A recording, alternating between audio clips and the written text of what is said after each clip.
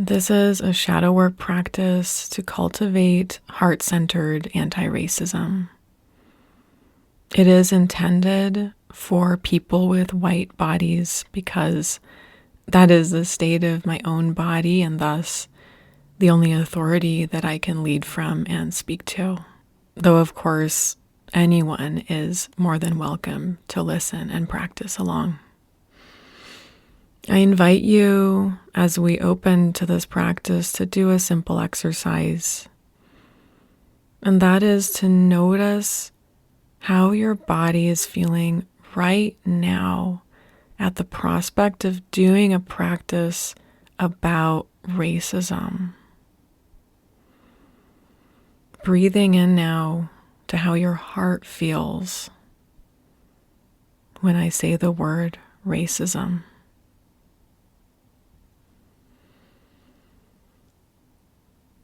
Is there an opening, or rather a closing, that you notice?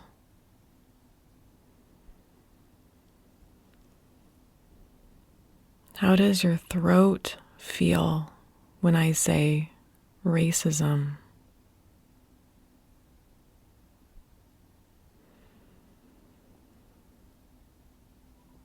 Do you notice the contraction? How about your belly?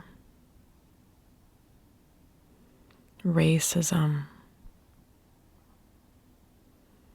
Is it soft, round, fluid, open?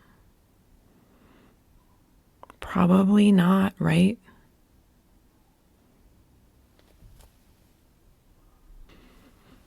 So today, this is the kind of practice that we're doing is very grounded in the realities of body sensation and what that reveals to us about our shadow. In other words, the unconscious parts of us. And believe me, the unconscious parts of us regarding racism, especially for white people, are like a gigantic iceberg that's beneath the ocean. My purpose today is certainly not to unearth or excavate this iceberg for you, because I don't believe that to be trauma-informed or sensitive at all. My purpose today is to help you with a simple practice to disarm defensiveness and open your heart just a little bit more around the topic of racism. Because the truth is that we often find ourselves at stalemates with blame, with pointing the finger to things outside of ourselves that are at fault for the systemic racism that we perceive in our world that exists everywhere. And that keeps us very much in our heads when we're talking and thinking about racism.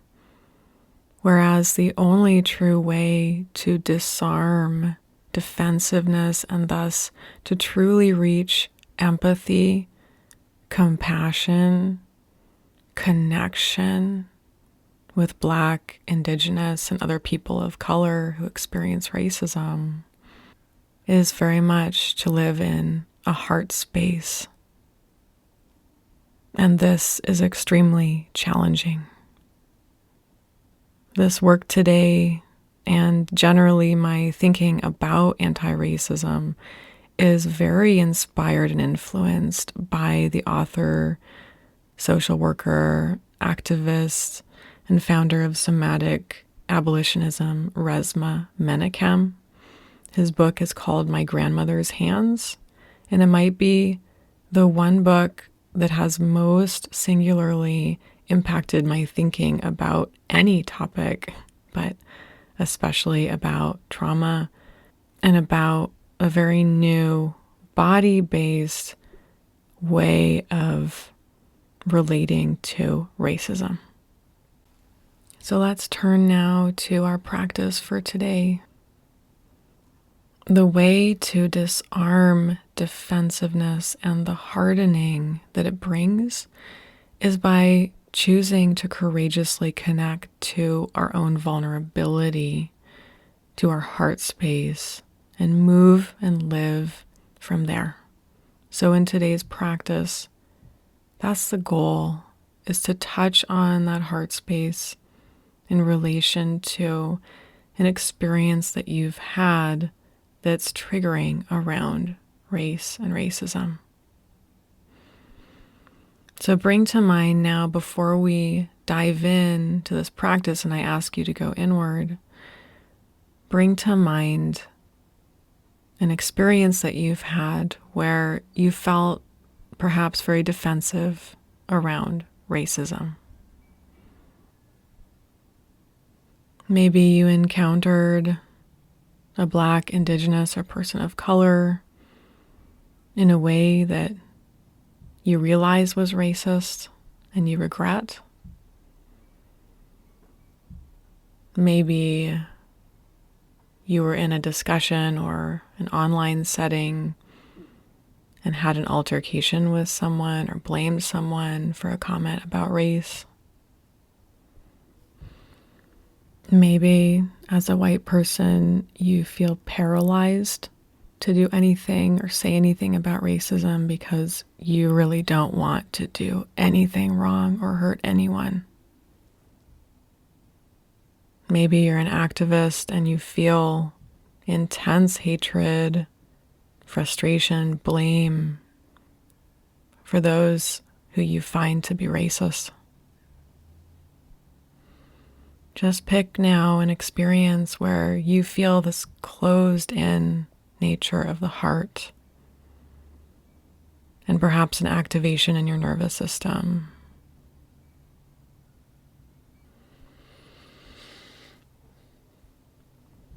And once you have that experience in mind, I'll ask you now to get very comfortable as you prepare to go inward. We will be exploring the roots of this feeling tone, or as I say, feeling constellation in your past, and thus uncovering the hidden vulnerability, the shadow element at the root of this trigger.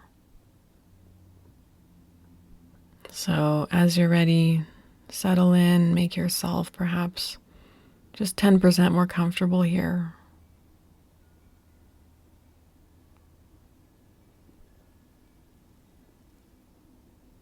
Start to follow your breath. And notice now how your body is responding with the anticipation of experiencing this thing in your past that's triggering around race. Do you notice a shallower breath, perhaps, or tension? Simply bring a softening breath to whatever you notice. As you gradually deepen and lengthen the breath here, sinking into the surface that you're on, just a little bit with every exhale.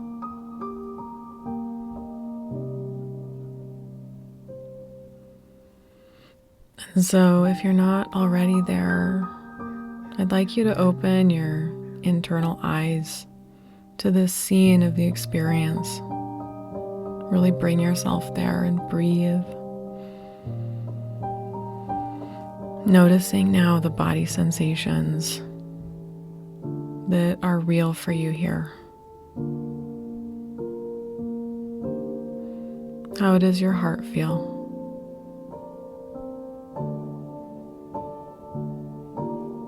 Your throat,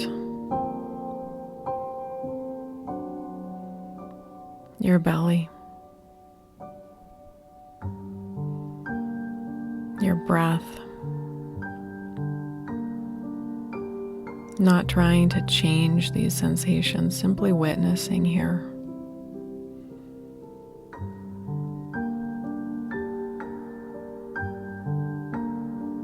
really extracting yourself from the story and the meaning of this situation, which might be quite hard because any experience involving race or racism is likely to be very charged with much meaning associated with it.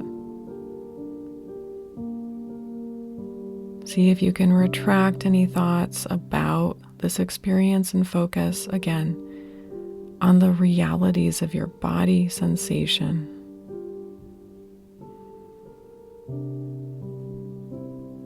Relaxing more and more as you notice what's here.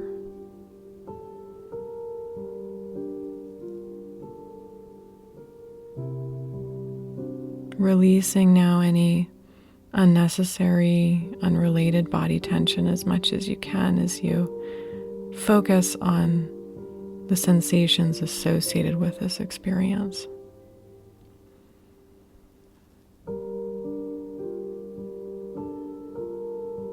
Naming now the emotions that are part of this experience. Is it rage? Frustration? Sadness? Hurt? What is it?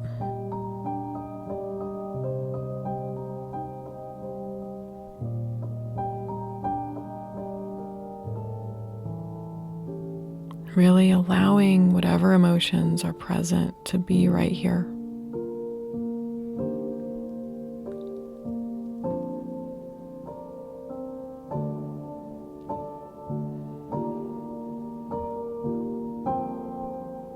Really opening your inner perception to hold this whole feeling constellation of body sensation and emotion now. Allowing this to be a kind of bookmark.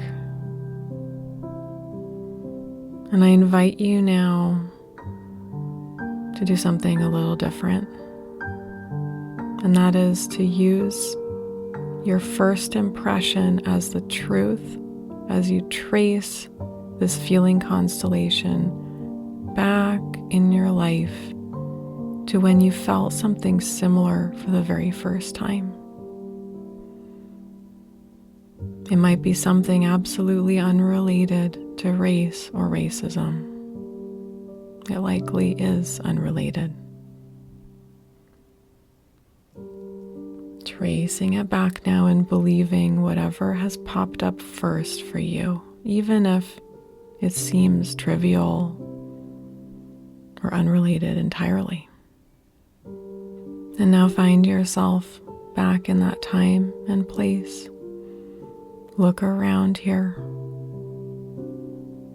breathing into this body now as it was then. Again, tuning into your heart as it is here. What are sensations around the heart here?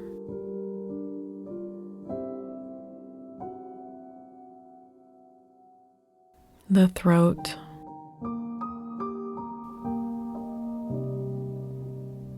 the belly,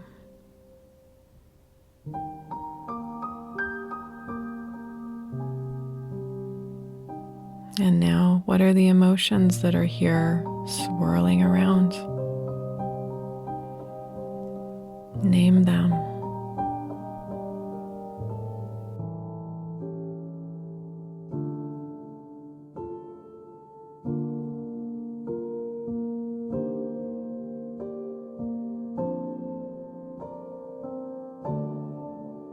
And now we'll switch gears a little bit, and I'd like you to imagine the very strongest version of yourself. You're now looking at your younger self from the eyes of the strongest form of you, the most loving form of you. And you're really seeing him, her, them for what they're really experiencing here.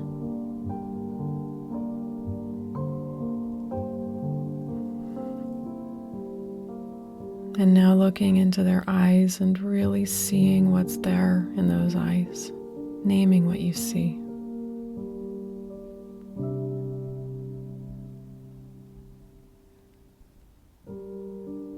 I'd like you now to mirror back to them silently what you see that they're feeling, validating it.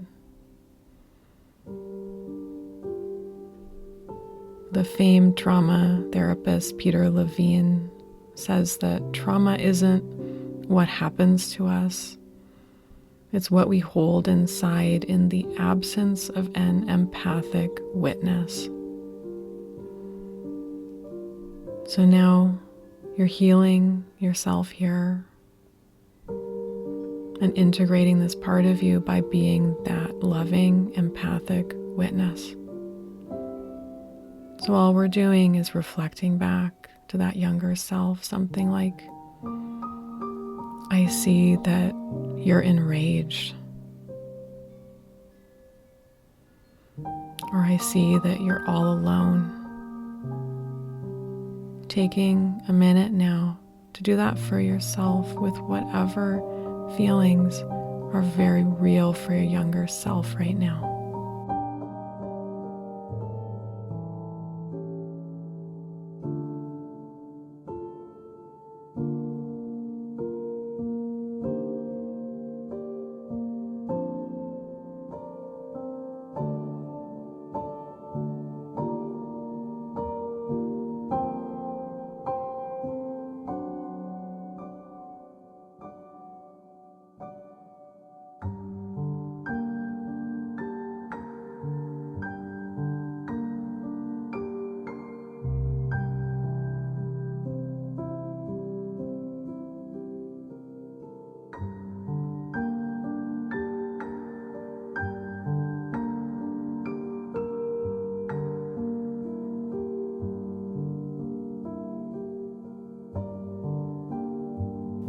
And now asking them a question. What do you really need? Allowing an answer to come up spontaneously. And if they don't know, simply continue to mirror back how they're feeling.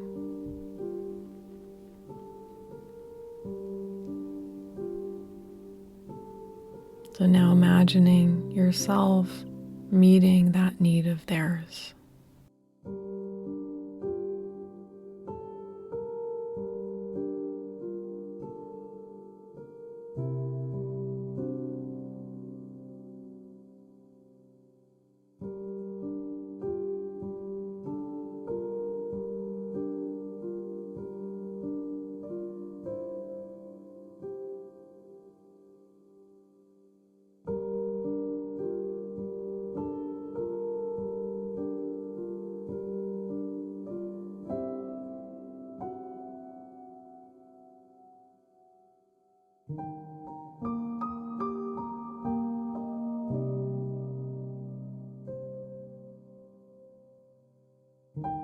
Asking yourself now, is there anything else that's needed here for this to feel complete? Or does this feel complete right now?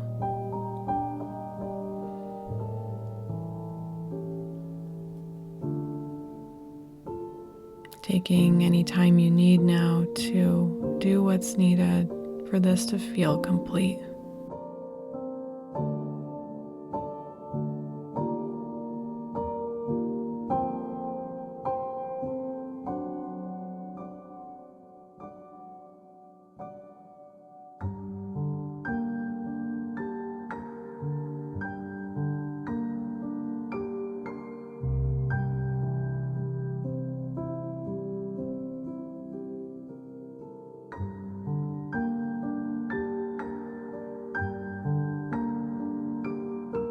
And now slowly tuning into your younger self, informing him, her, them that in a moment Your consciousness will be shifting, but you're not going to be leaving them. They are coming with you if they choose. They are you and you are them. You are not leaving them.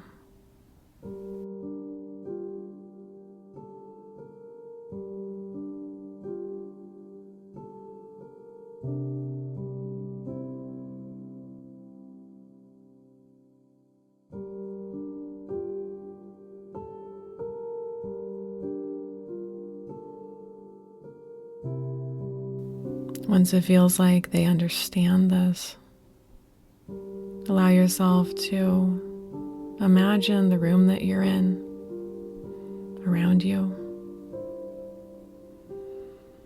Start to move in any way that feels natural and called for. And when you're ready, open your eyes and notice how your body is feeling now. Notice if there's any changes to how your body responds when I say the word racism.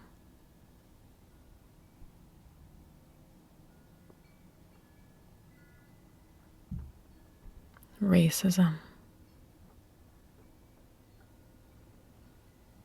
If you're anything like me, after I do a practice like this, there's less of a charge there. After I've dived into part of my own vulnerability related to my reaction to racism. Do you notice that your heart is softer now? Could you imagine that you'd be better able to listen to someone with an opinion who might be different from yours about racism? It doesn't mean that you have to agree with them, of course. I want to make a note as we close here that just as Resmaa Menakem mentions in the book My Grandmother's Hands, the roots of racism are not just personal. They have deep, deep woven roots in our ancestral history, in ancestral trauma. So I don't have any illusion that by simply healing our own personal wounding, that that's the whole picture of how we can heal racism in ourselves.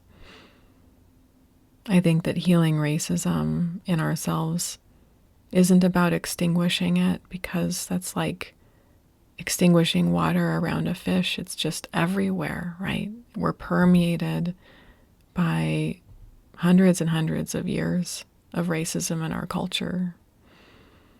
But the way we heal it is to really soften within ourselves, to connect with our own vulnerability around it, and thus to be able to find connection with others instead of defensiveness. So I hope that you've discovered something today. I hope that your heart is a little bit softer and you're ready to be a force of heart-centered anti-racism in the world, forging connections instead of defense around this topic. Thank you so much for doing this courageous work with me.